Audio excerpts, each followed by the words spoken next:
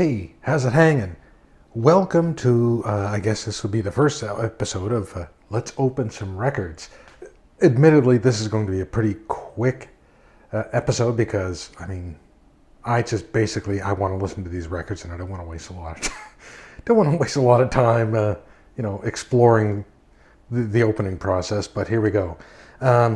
Two of my favorite singer-songwriters have come out, well, Steve Gunn came out with a record last week, and it's a new one called Other You.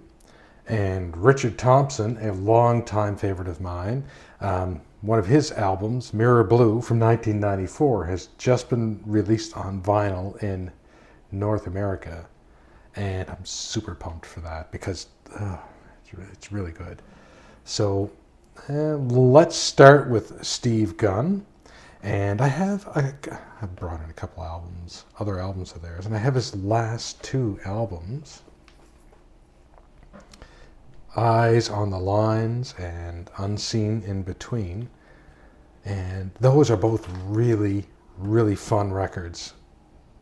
The songwriting, the performances, just the vibe is great.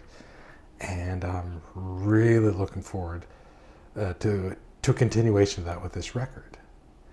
So you'll note that this has limited edition clear vinyl.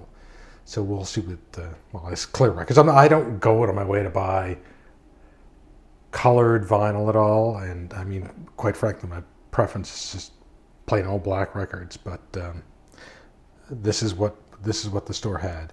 So I have sort of slice. I use my X-Acto knife and cut, because some of the packaging can be a real pain in the ass to open. So I've cut this, and I'm just going to tear it open, and I'll probably save this because I keep all this nonsense, and I'll stick it inside. So I'll show you what I usually do with records. So let's crack this puppy open.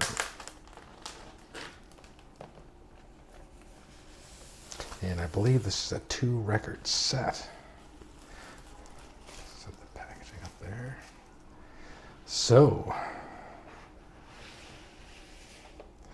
okay, so we have it's a 2-disc set, and looking forward to that. But right off the bat, I'm going to grab a couple of rice paper sleeves, because that's basically what I do every time I buy a record that doesn't have a poly-lined sleeve. So I will just take this out. That's pretty great stuff. And I'll just put it into one of these. And repeat the process with the other disc.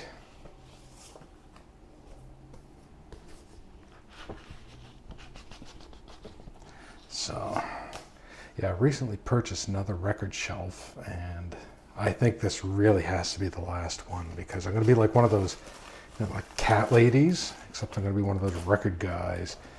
And I've seen a number of them over the years, and that's, I may be just in denial of reality, but that's not what I want to be, or not how I envision myself, although I am, middle-aged and bald and white, so that seems just about how you would imagine somebody with a ridiculous record collection. So what I also put this in an outer sleeve, and this will preserve it because I will never have to take this out of the sleeve again. It'll protect that when it slides against the other records. And then I just flip this over. Well, let's take a look at the back. Okay, so the 4 tracks, Matador Records, they have done well by him, and I love their product. It's always quality stuff. And I love the design on this.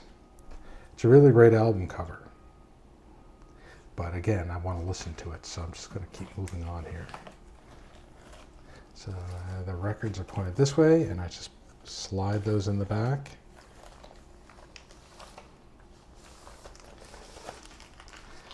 And boom, that's ready for the shelf. And I will worry about what I'll do later on is like sort of cut these stickers out and put them in the record sleeve. The Widowed will probably have to sell this on Discogs, and that may be a selling point to have these stickers in there. Okay, so that's one. Keep these other record sleeves close for Richard Thompson. Now, oh boy, Richard Thompson is one of my favorite musical artists.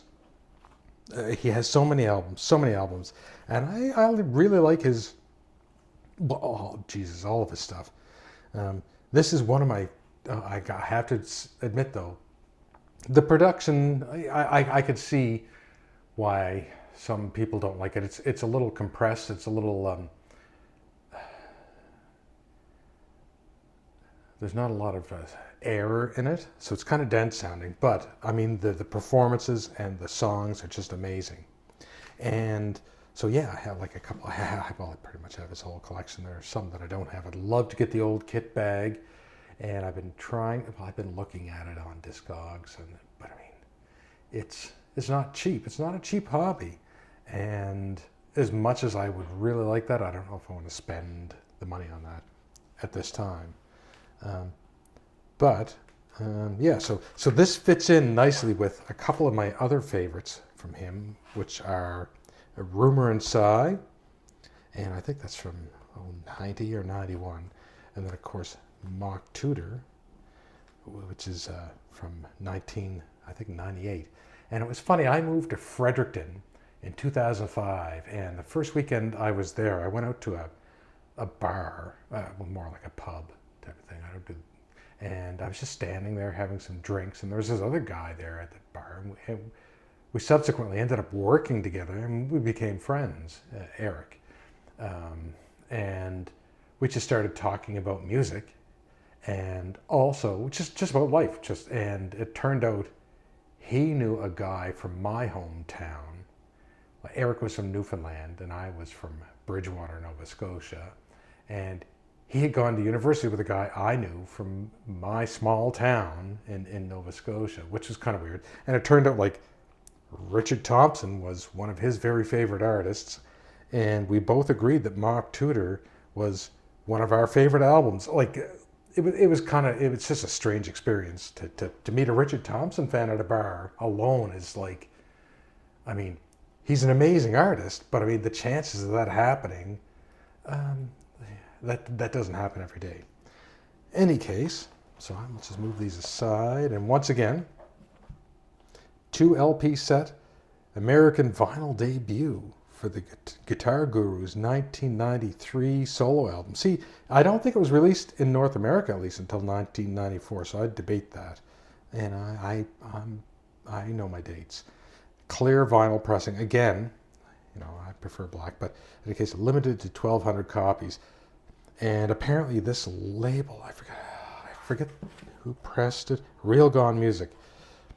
Apparently they do an amazing job on their editions. But I think I saw limited, this clear pressing, limited to 1,200 editions or pressings.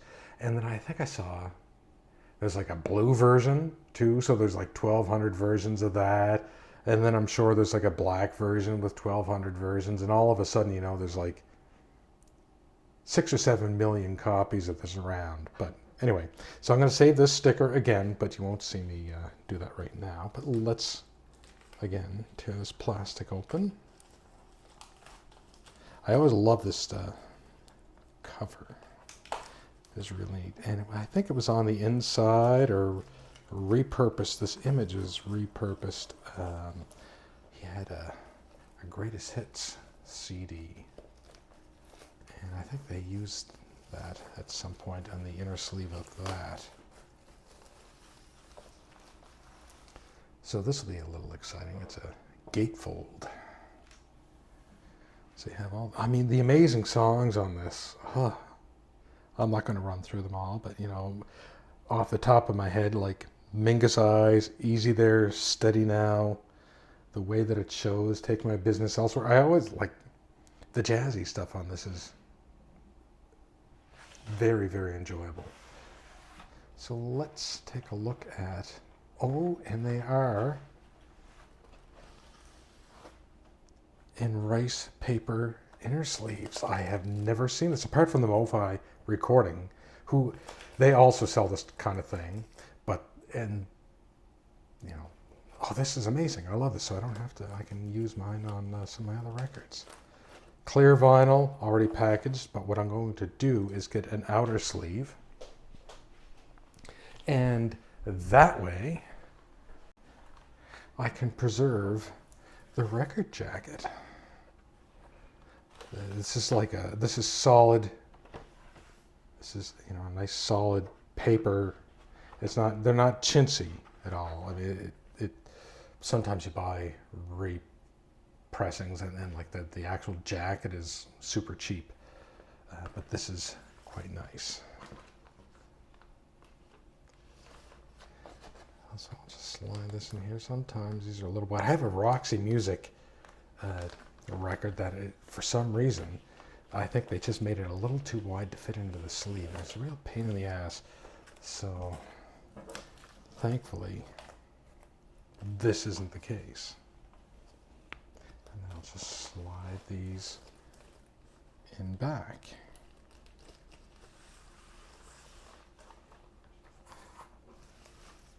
So there you go. This is ready to go on to my, well, I'm going to listen to it multiple times and then I'll put it back on the shelf. But between that and Steve Gunn, let me dig this out again. I have quite an evening of music planned, and thankfully my wife likes sort of a folk rock singer-songwriter thing as well, so I hope you enjoyed this, and I'll be back again soon. And if you liked it, don't forget to, you know, poke that like button and also punch that subscribe button square in the throat.